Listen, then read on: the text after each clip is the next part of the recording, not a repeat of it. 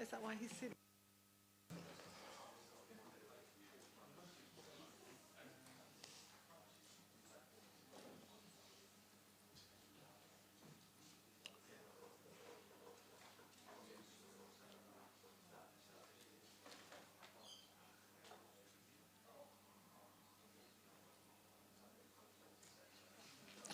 Good afternoon, everyone, and welcome to today's meeting of the Cabinet. I'm Councillor Steve Pitt, Leader of Portsmouth City Council, and I'm the chair of this meeting.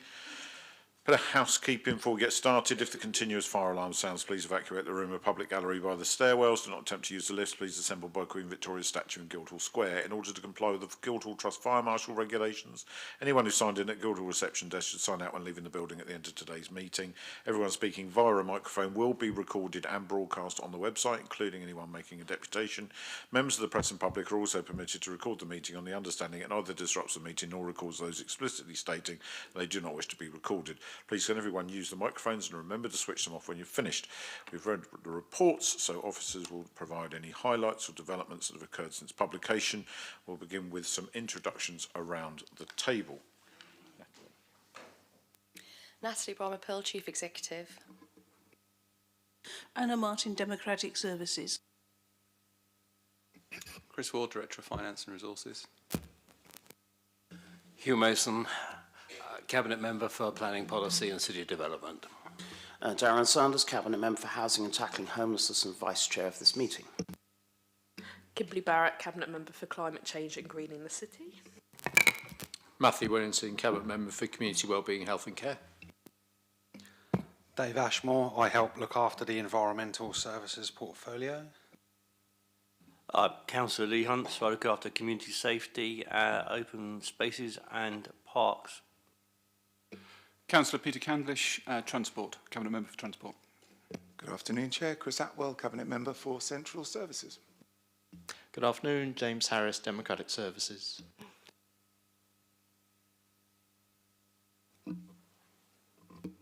Felicity Tibbery, Assistant Director for Transport. Paul Walker, Head of Passenger Transport.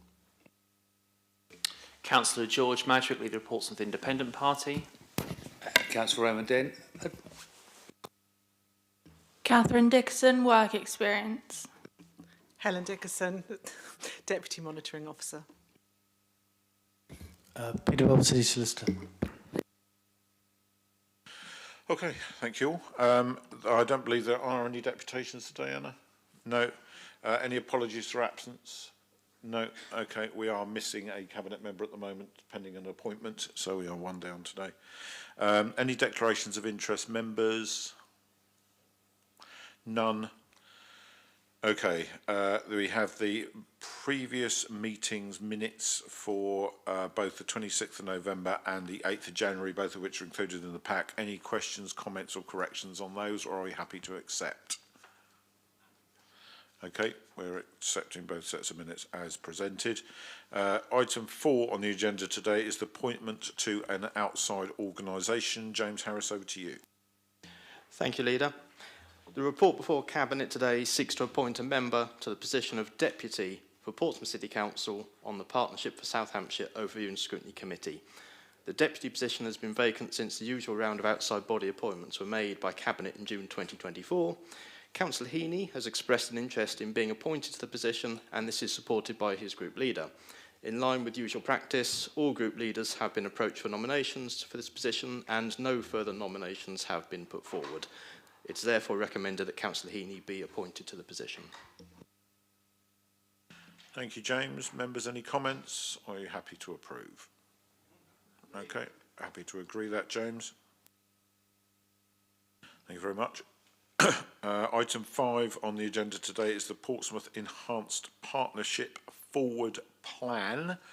And I'm assuming, Paul, you're going to present? Okay, over to you then. Thank you very much.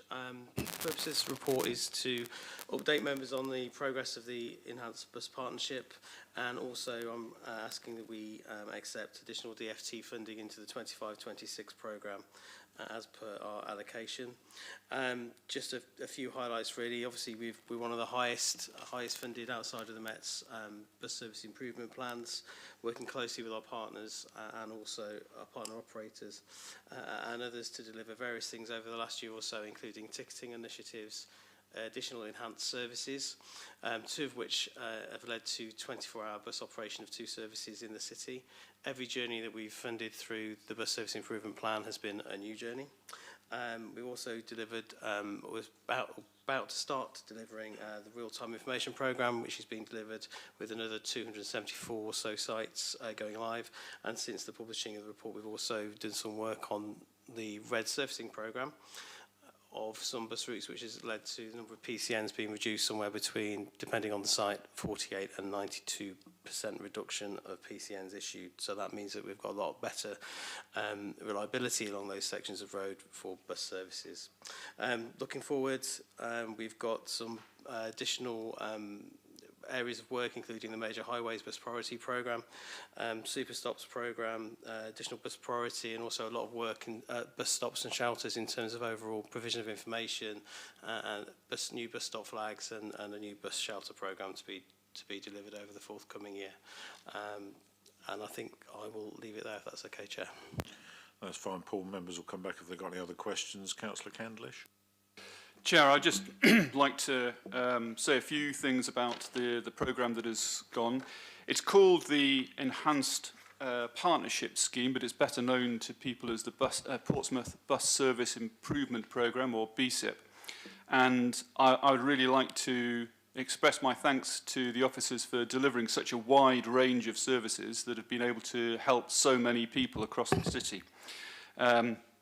We got a top line of what some of those things are, but when you actually start to break them down into specifics, early, late services, 24-hour services 7 days a week, night buses, a range of special tickets developed for Portsmouth, the Pompey ticket range. It includes some things like the under-19 arrangement whereby everyone who is going to college is able to pay the same price for a bus ticket as a child. A Hopper 90, which encourages breadth of use across the city.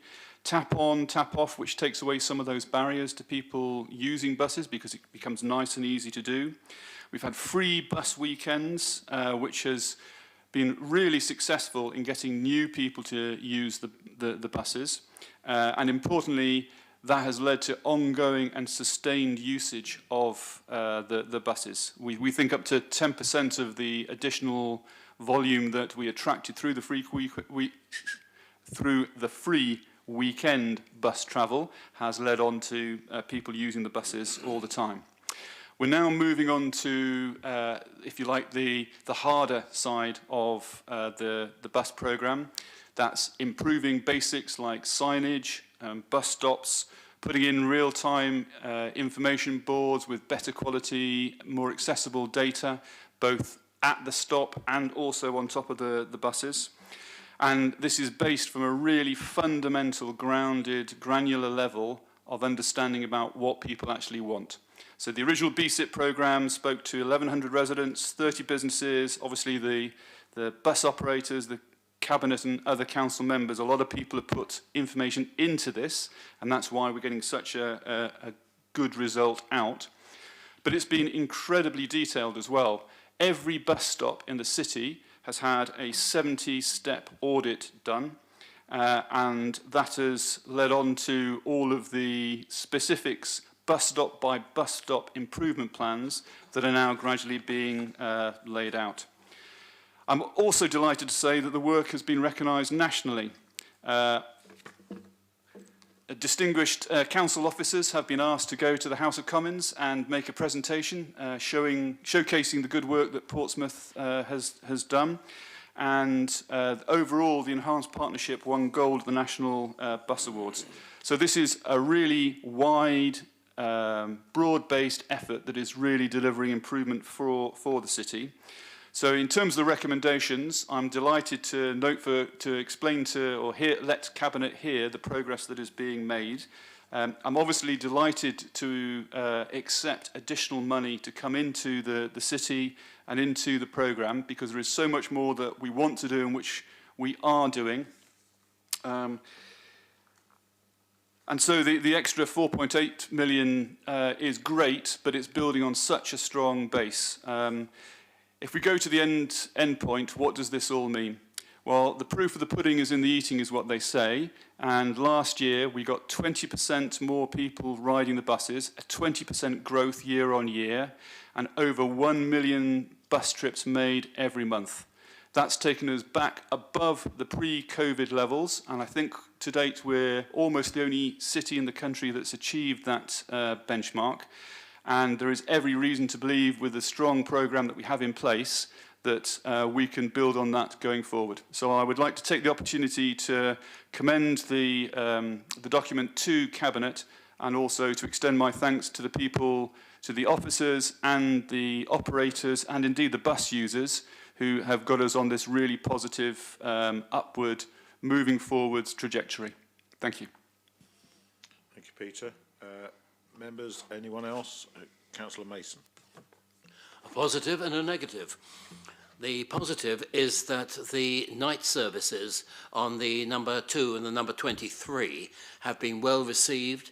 I don't know how well they are being used, but when I have travelled on them, there's been a number of people on the buses, and it is a very welcome addition, especially for those who have to get to the hospitals or to get to work in the early hours of the morning. That's a great positive for this city. The negative is that the timekeeping during the day, especially on the longer routes, leaves a lot to be desired, and the information boards ought to be able to advise people when a bus is being cut short or is running without picking up passengers back to the depot. Thank you. Darren? Thanks, Steve. This is nothing less than a revolution in buses in our city. 1 million more bus journeys. If you just said that 2 years ago, they'd have laughed at you. But that's true. Bus levels back above COVID levels, the only place in England where that happens. They'd have laughed at you 2 years ago. But that's due to various things. It's down to vision, and it's down to the ability to deliver. So I have a few comments, some which are parochial and some which are more wider.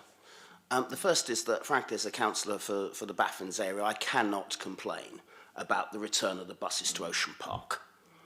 Various pensioners in the north of my ward don't want the Moneyfields Avenue bus lane reopened. They just want a bus they can get into.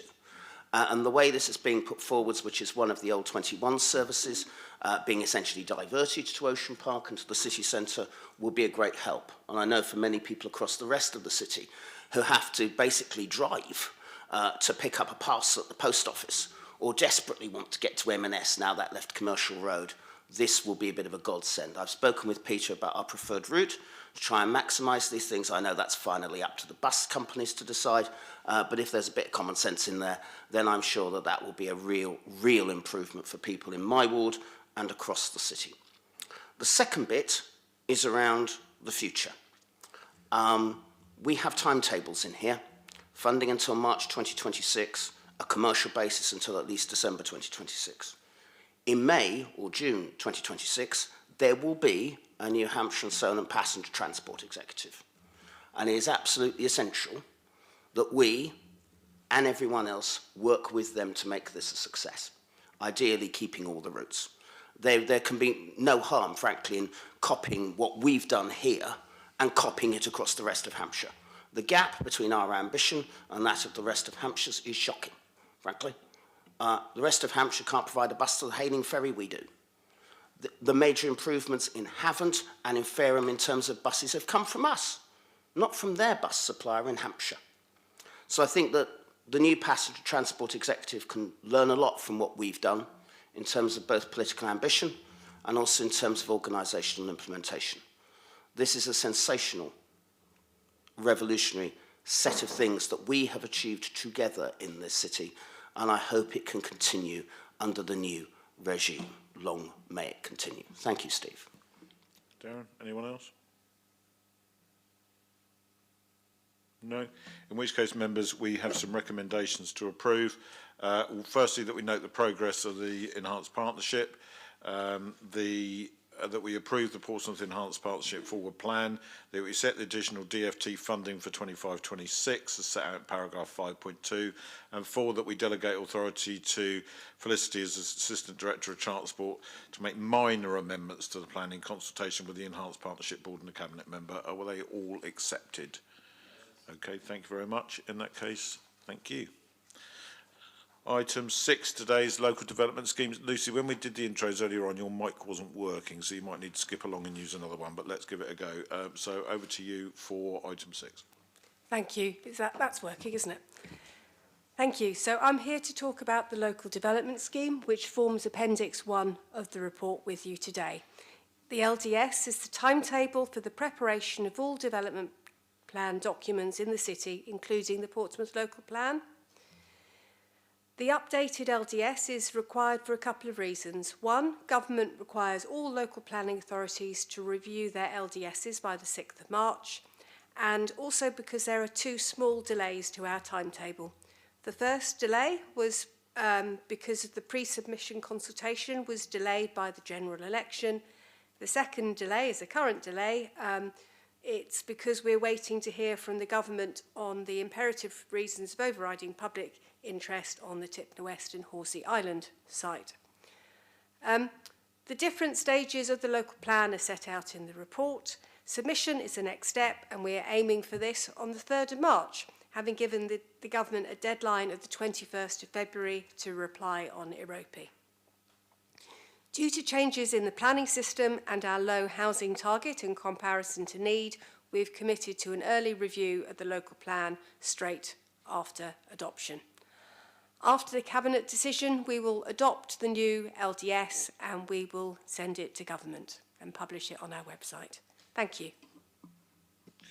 Thank you, Lucy. Councillor Mason.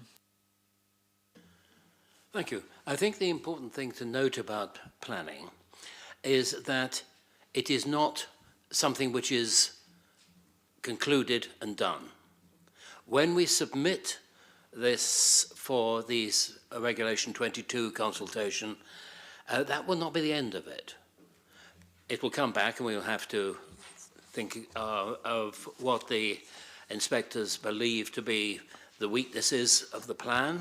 There are bound to be those, there always will be, and we need to deal with them. But even after that, when we have got a plan, you will notice on page 74 the list of supplementary planning documents we have. Planning for this city, because this city is developing and changing and growing so rapidly, is an ongoing process and is likely to remain so for at least the lifetime of everybody who is here.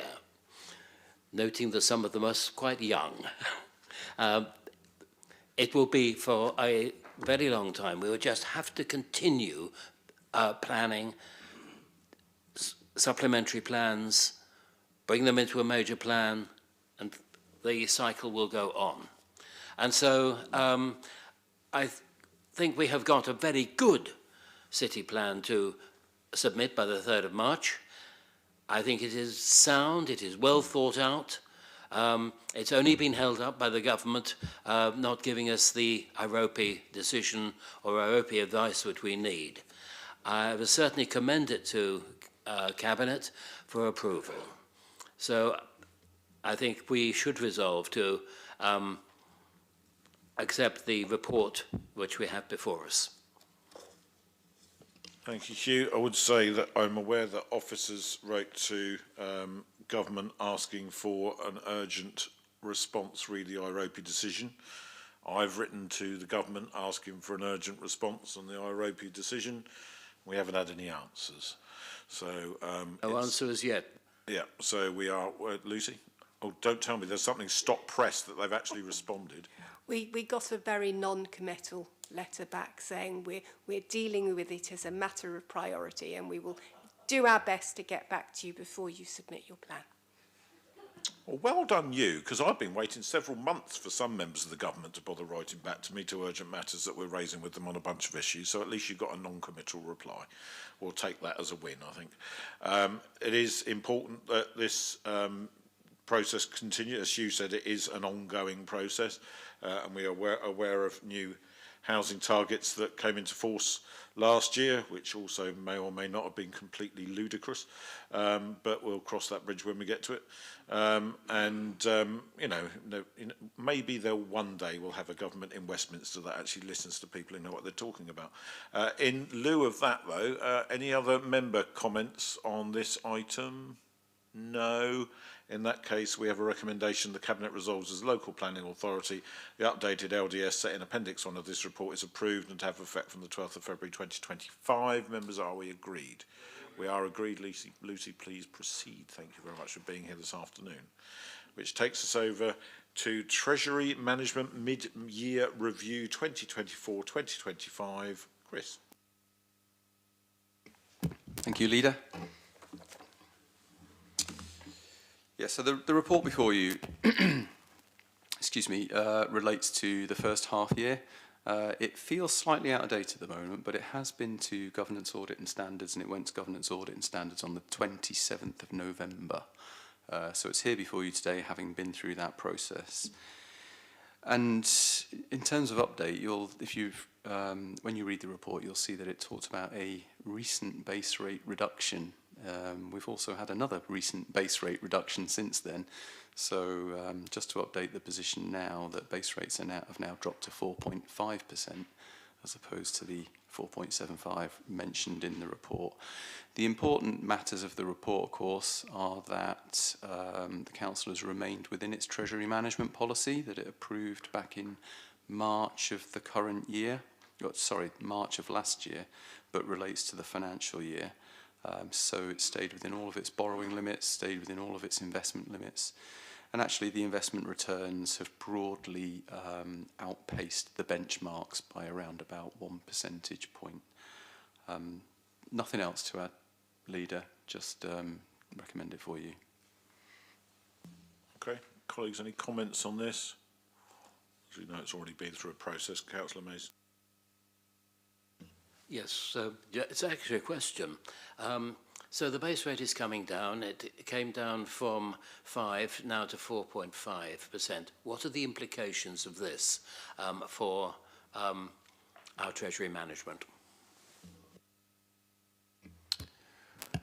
Ordinarily, you would expect long-term borrowing rates to also fall to an extent. That should mean that any borrowing going forward is at a cheaper rate. That is not the only influence, though, I'm afraid. So long-term borrowing rates are also influenced by what's going on geopolitically. They'll be influenced by expectations of inflation, and they'll be influenced by other factors in terms of how secure other countries deem our government debt to be. So there are many, many influences in terms of long-term rates, but the normal expectation is if the base rates fall, you would expect long-term rates and borrowing rates to fall as well. That also has a knock-on effect on investment rates too, because you would expect short-term investment rates, so money that's placed on the money markets, which, as you'll know, if you're in a cash flow positive position, which the Council is, and it has temporary cash surpluses, you would then expect the Council to get reduced returns on its short-term placements of invested money. So reduced borrowing costs, reduced income from investments. Anyone else? No, in which case we have recommendation before us that the Council's Treasury management activities have remained within the Treasury Management Policy 24-25 in the period up to the 30th of September 2024, and 2, that the actual Treasury management indicators at 30th of September 24 as set out in Appendix A, and 3, finally, that the report goes to full Council on the 25th of February. We're happy to receive those recommendations. Okay, in that case, Chris, thank you very much. We're now going on to item 8. I will not be reading out all the recommendations on this report because we'll be here till next Tuesday. So if anyone is watching online and they are interested in the detail, please do refer to the public document that's published on the council's website. But I'm not going to read out War and Peace. Patrick, before, because you've popped in for this specifically and I know why, would you like to say what you've got to say about potential amendments to one of the descriptives before Chris introduces the whole report, and then you can go again. We're not keeping you for any more of your time. So, Chris, hold fire, take your finger off the button, and over to Patrick. Thank you, Leader. So, yes, just to propose a change to the description on page 151 of the report in relation to Paulsgrove Community Centre, to emphasise the works that are undertaken there. So the proposed change is retention and refurbishment of the toilet and community space and partial demolition of the changing room block at Paulsgrove Community Centre. This is the general fund contribution, so the emphasis is more on what we're retaining as part of the work. Okay, I was just seeing Councillor Madgwick nod at me, which means he's happy with the change to the wording as well. And thank you very much. And we don't need any more of your time, Patrick. So unless you're thrilled to be here, you can depart and go and carry on with your very busy day, I'm sure. At which point we now come over to Chris Ward to lead us through the rest of the report. Thank you, Leader, and thank you for stealing my opening remark, which was going to be about reading out the recommendations. Just by way of update, I don't intend to do a full run through of the however many pages it is in the overall budget suite of documents, but you are welcome actually to watch the online version of the scrutiny management panel last night if you want to see a full presentation of the budget. Sure. I've sent the presentation round to group leaders as well, so they're quite welcome to circulate it onwards. Yeah, so as I say, no synopsis of the reports itself, but just by way of update, a few things. The leaders mentioned one that was just commented on by Patrick, but what we are seeking to do is to take the opportunity before the papers are published for full council just to make some typographical changes within the body of the report, change a few roundings, so nothing of any significance. But there are three proposed changes to Appendix D, one of which has been commented on already. Appendix D, as was mentioned, was at page 151. It relates to the proposed new capital schemes. The first one was to Paulsgrove Community Centre, which has been read out already. The second one is relating to, bear with me because I'll have to find the original title.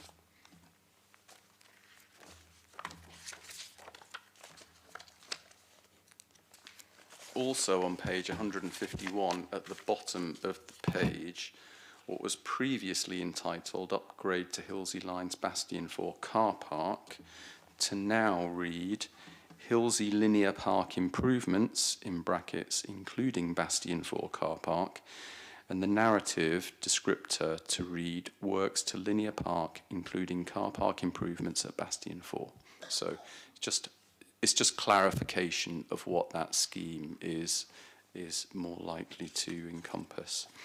And the only other change on Appendix D is on page 153, where in relation to the acquisition of temporary accommodation, we plan to include in the final column what the annual revenue cost saving will be once the scheme is fully implemented, and that will be a figure in the order of £6 million saving on an annual basis. That was an omission from the previous circulated document. So only other things to mention by way of update are that since the report was prepared, we've had the final local government financial settlement.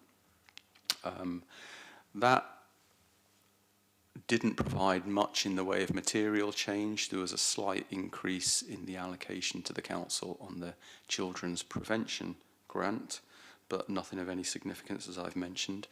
What we did receive as part of the final settlement is the council's compensation for the employer's national insurance contributions. So we were notified of that. You might be interested to hear that the compensation versus our estimate of costs is a shortfall of £1.3 million. So, and that's £1.3 million across both the general fund and the housing revenue account. The shortfall on the general fund is 0.7 million, and the shortfall on the housing revenue account is 0.6 million, combined 1.3 million. And the only other matter by way of update is to mention that the Scrutiny Management Panel received a presentation last night on the budget report.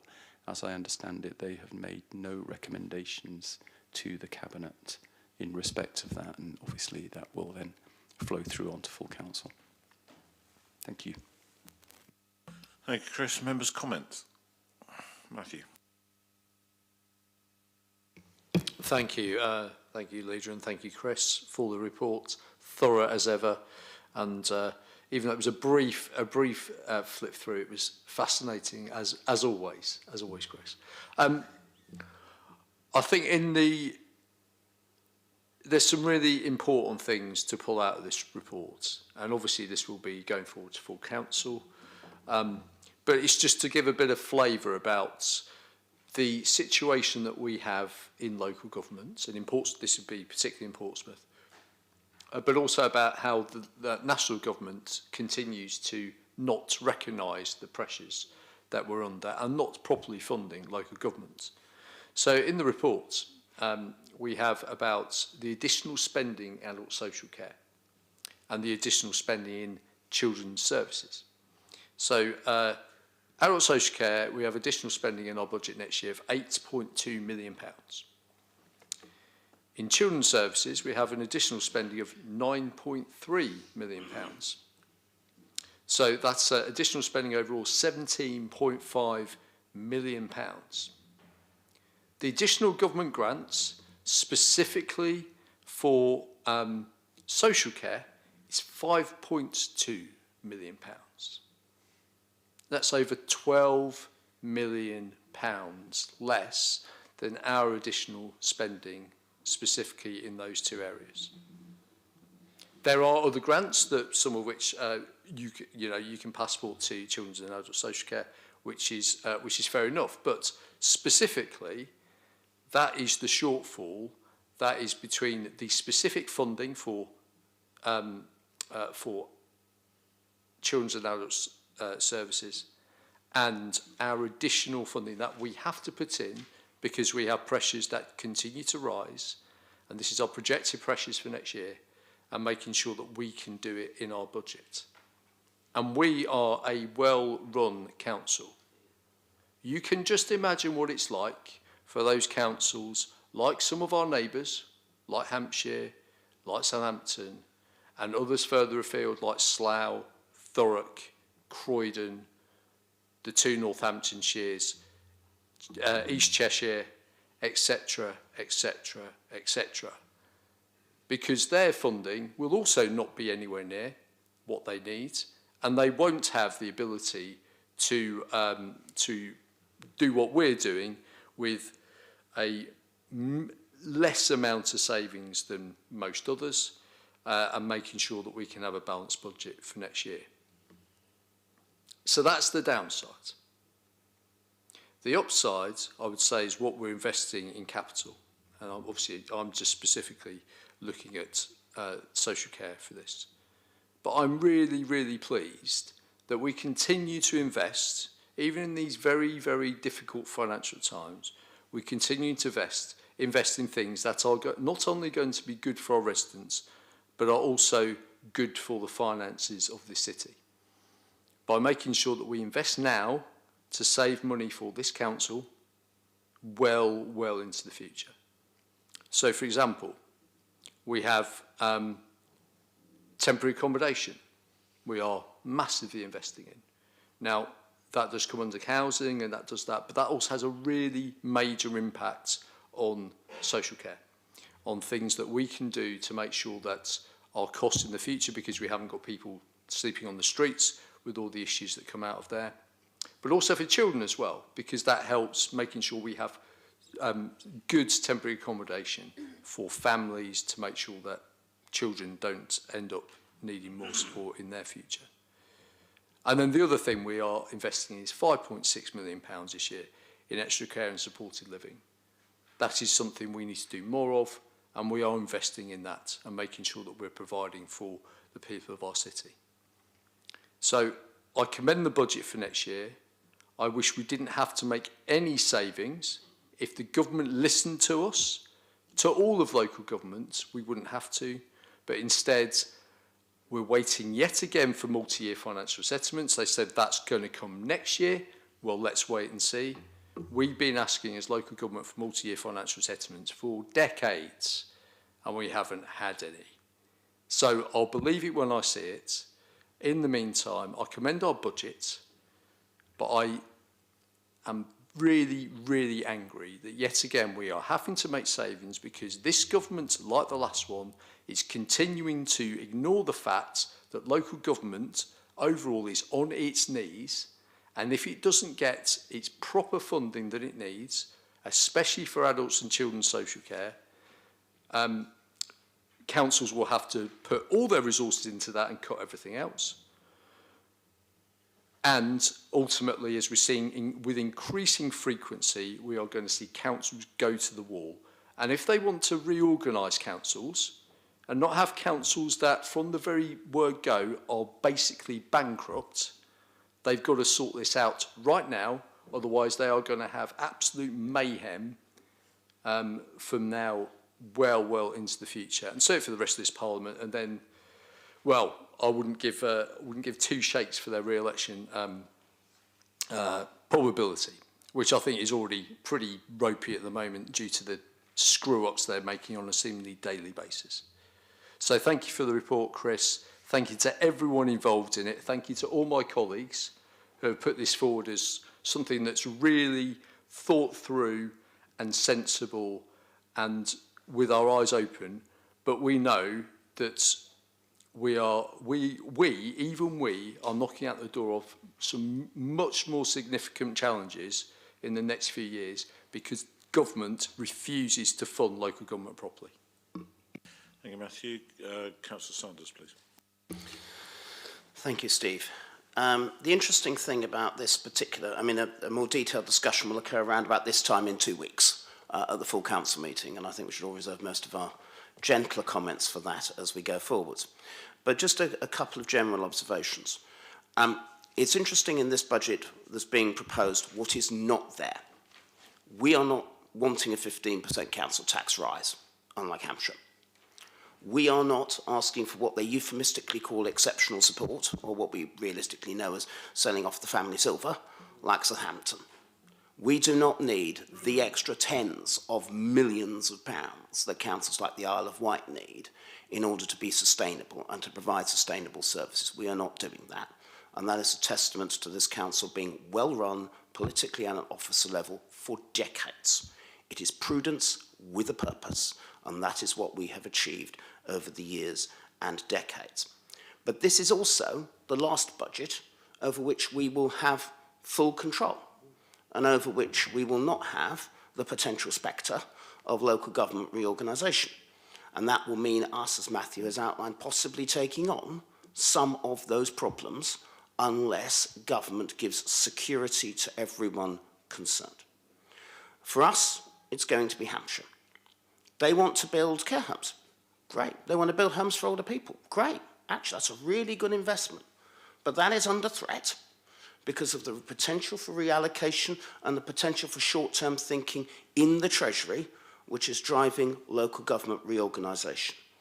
And that, as has been suggested, has the potential to kibosh us. Leave aside anyone else. Indeed, hopefully that's some extra money coming through that from government that he was finding. That is a real problem for us. And that puts at threat our ability to deliver sustainable public services, which appears to be the hallmark of what the Treasury wants from this potential shotgun marriage. So we have to be careful about that, and we have to plan for that in future. That's difficult. The second thing, as Matthew has said, is that the government doesn't, like the last one, and pretty much like everyone for the last 35 years, doesn't actually understand that if you invest in local government, you'll save money later. If you spend money now, significant amounts of money now, you will save money in the long run.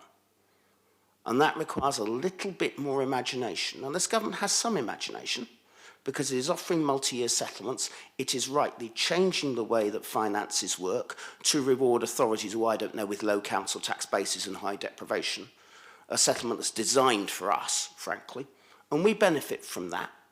But we may not benefit from that if we are forced into a shotgun marriage. So I welcome this particular package. It is prudence with a purpose and will improve the lives of many people. I worry that if we are forced into a merger, that will cease, or that will be significantly curtailed from day one.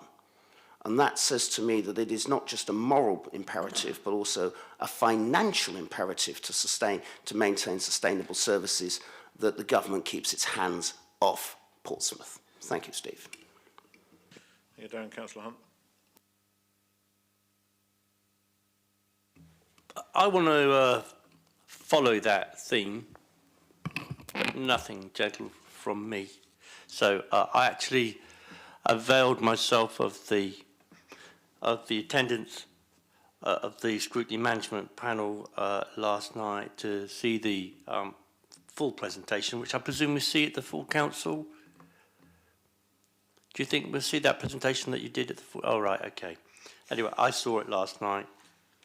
And Hannah Hockaday, she prompted a discussion, a mini debate within the management panel last night, which I was allowed to enter as well. And Chris did explain with a wry grin, but she was asking whether the budget planning took into account debts from other councils, which we may be joined up with. And we all know, as just been described by Councillor Sanders and Councillor Winnington, that there are councils all around us who do have liabilities, let's call them, of one sort or another. It may be debt, it may be worse than that. We don't really understand that.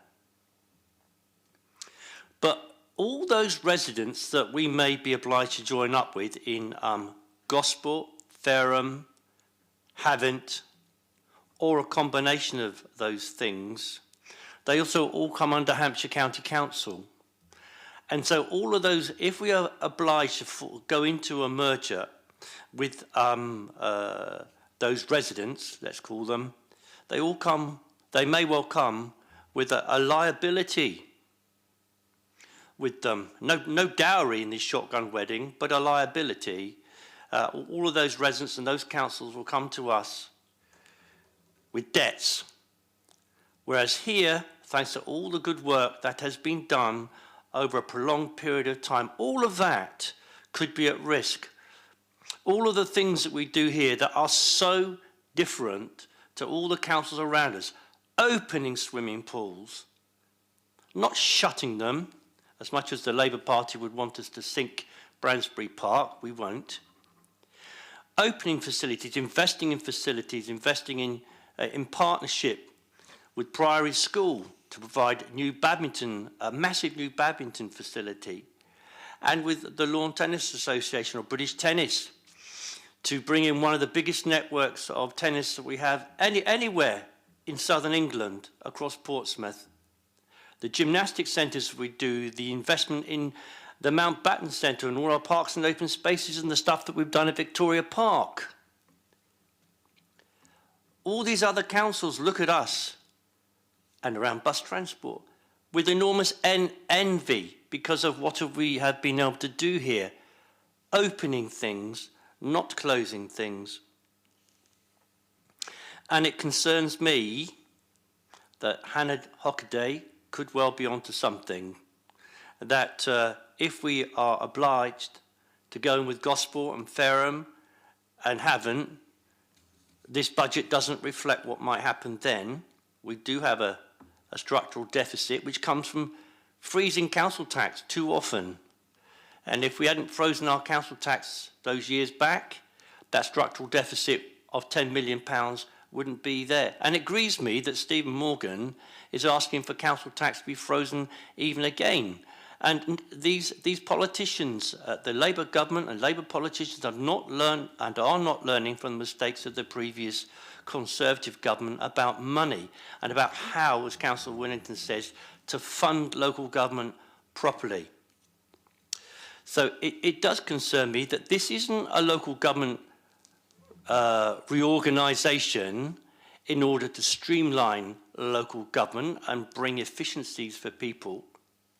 All it really is the Labour government trying to get off the hook of sorting out the liabilities and the debts of so many councils that have just been described to us across the country and including here in Hampshire, to get them off the hook by merging them into well-run and efficient councils. That means for all the years that Portsmouth and other well-run and efficient councils have been investing wisely and making good decisions, all of that could be thrown away to get this Labour government off the hook of sorting out they're going to let local government sort itself out, but we here could be the losers.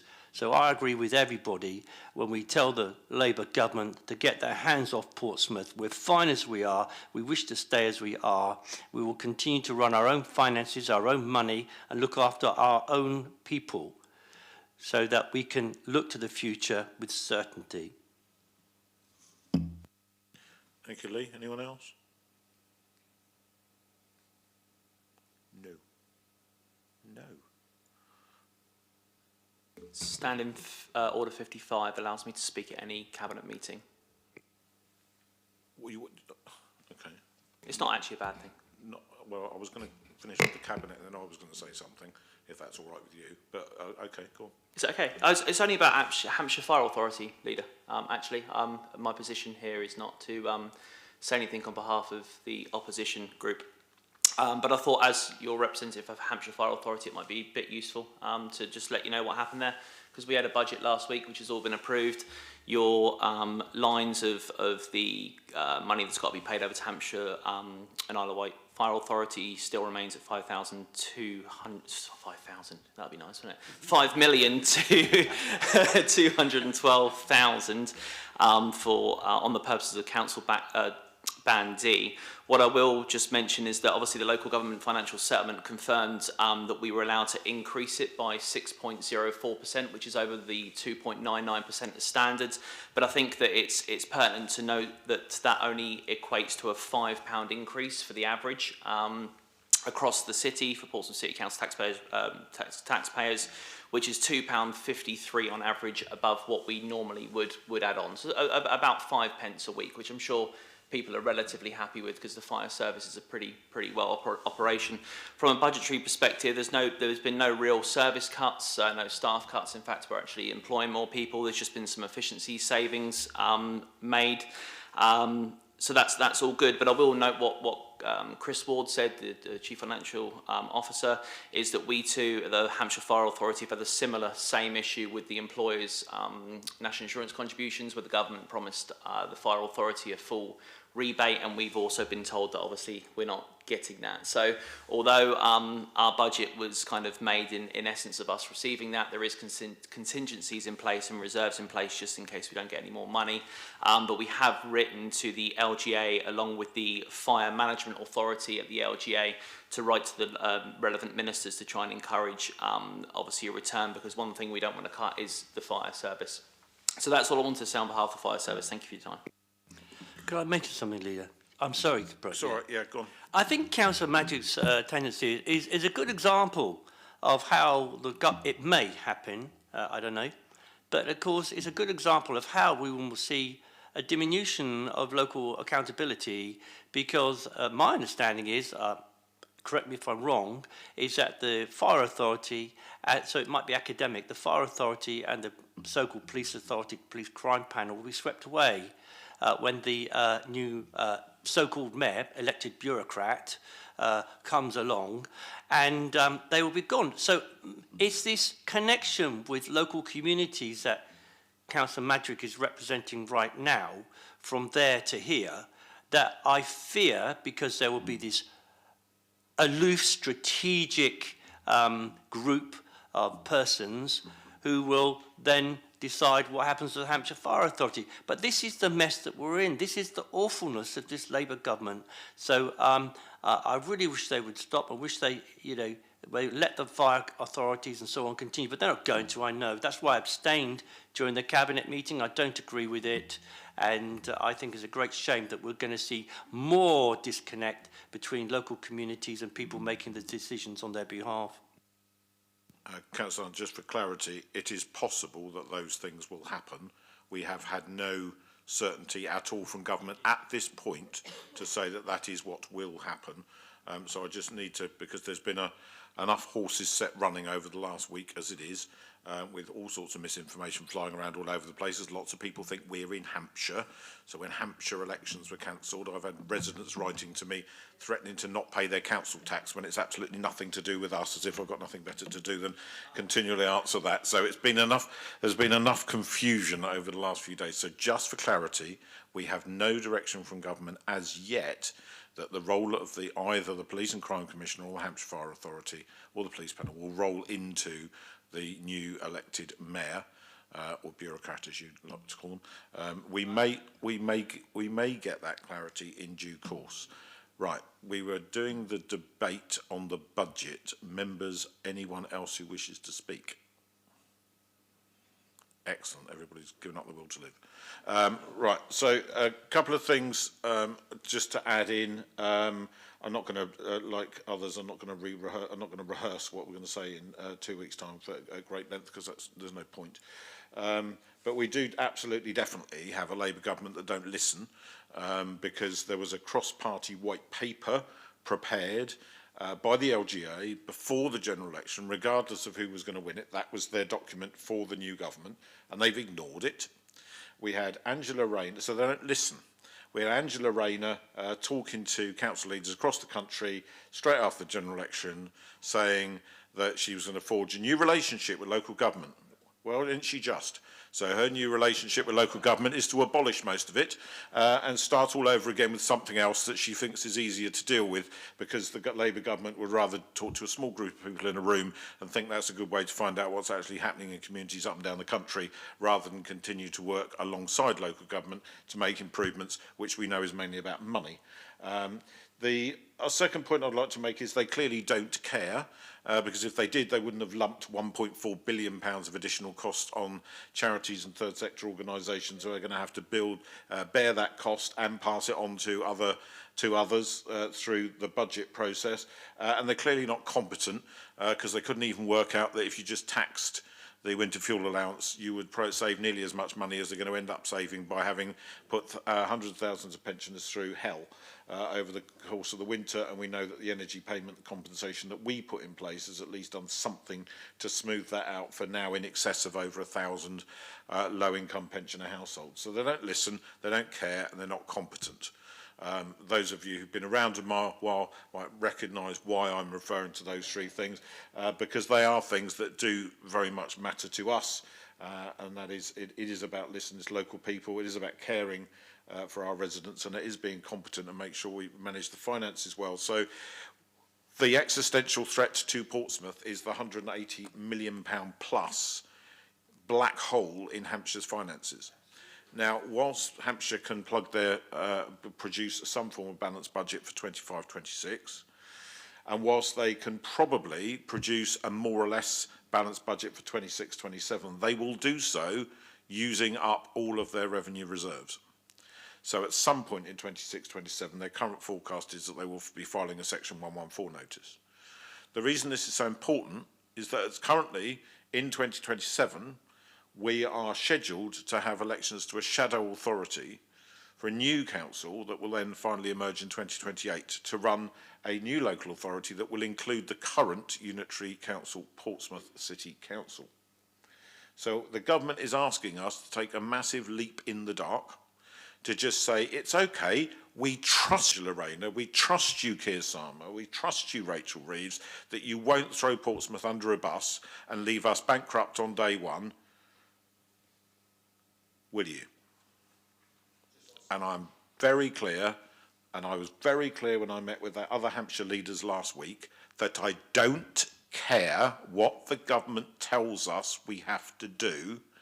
I will not, as leader of this council, sign anything at any point in any return to this government that puts Portsmouth residents in a position where decades of hard work in protecting our budgets and resources so that we still have 9 libraries, so that we still operate 6 museums, 5 of which are free to enter, we still have a leisure card, which we learnt today that other neighbouring local authorities don't have to help local people. So we still have community wardens across our districts, which other neighbouring councils don't have. These things have been hard fought for and kept by making some difficult decisions over a very long period of time, and I don't care if Father Christmas is in Downing Street offering to give free gifts to everyone in the country, I ain't signing that piece of paper. So I do hope the government are listening today, because they never listen any other time, but we will not be signing up to any kind of local government reorganisation until they've written a very big fat cheque to plug that gap in Hampshire's finances. And I've been very clear with senior officers that I will refuse the government permission to talk to our officers unless they are prepared to talk to them about coughing up the cash. And I'll be saying all of that all over again, having rehearsed it once, in 2 weeks' time at the council meeting. And I would encourage our other group leaders to have similar thoughts and make sure that we are being very, very clear that it is hands off Portsmouth until you, one, tell us what you plan to do with the poor old Isle of Wight, who are just left floundering in the Solent without the ability to know where they now are expected to sit. 2, be absolutely clear with us about what it means when you say your preference is to roll whole districts and boroughs together that were arbitrarily, in many cases, drawn on maps 50 years ago, and you want to repeat that mistake all over again. And then 3, show us your money. So I will continue to take part in all of the discussions in as proactive and positive a way as I possibly can with our colleagues across the county, but as far as this government's concerned, I have zero respect for it and the way that it has chosen voluntarily to have a really destructive dialogue with local government from day one, and it actually makes the Tories look good, and that's not something I thought I'd ever say. So, on that bombshell, Darren, thank you very much. We have a very, very long set of recommendations to accept. Members, have you read those recommendations? Yes. Are you happy with those recommendations? Do we approve them? Yes. Okay, Chris, you have that approved to send through to full council, and we'll see you all again for having had the dress rehearsal for the opening night in 2 weeks' time. Thank you very much.